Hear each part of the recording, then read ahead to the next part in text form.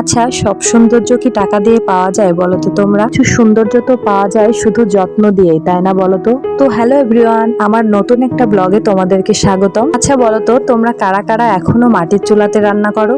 এখন হয়তো অনেকেই নানা কারণে গ্যাসের চুলাতে রান্না করো, কিন্তু বলতো ছোটবেলায় যে মা মাটির চুলাটা তৈরি করত, সেই মাটির চুলাতে লাকড়ি খড়ি দিয়ে রান্না করে তোমাদেরকে খাওয়াতো, সেই রান্নার স্বাদ আর অনুভূতি কি তোমরা এখনো পাও? আমার মনে হয় যারা গ্রামে থাকে তাদের চাইতে শহরে যারা থাকে তারা এটা বেশি ভালো বুঝবে। মাটির চুলাটা শুকাতে থাক, চলো আমি আমার শখের গাছগুলোতে একটু জল দিয়ে নিই। আমার দেখা দেখি ও গাছ ফুল এগুলো খুবই ভালোবাসে, তাই দেখছো না তোমরা আমার আগে ওই মগ নিয়ে দৌড়াচ্ছে।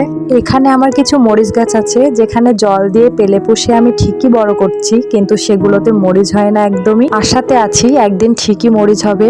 অনেকে বলে মরিচ ধরে না, গাছগুলো রেখে কি করবি, তুলে ফেলিস, কিন্তু আমি একদমই তুলতে পারি না গো। যারা গাছ ভালোবাসে তারাই শুধু এই অনুভূতিটা বুঝতে পারবে। মানুষ বেইমানি করলেও গাছ কখনোই বেইমানি করে না। এই যে ছোট্ট একটা টমেটো দেখছো, এই গাছটা একাই হয়েছিল, একাই হয়ে একটা টমেটো হয়েছে অসময়ে। এই আমটার কি নাম তোমরা জানলে বলো তো? আর এই যে পুঁই মহাশয়টা একা একাই হয়ে আছে, গাছটাকে একটা কিছুর উপর তুলে দিতে হবে। আমরা না চাইতেই অনেক সময় প্রকৃতি আমাদের এত সুন্দর সুন্দর উপহার দেয় না, যা বলার মতো না।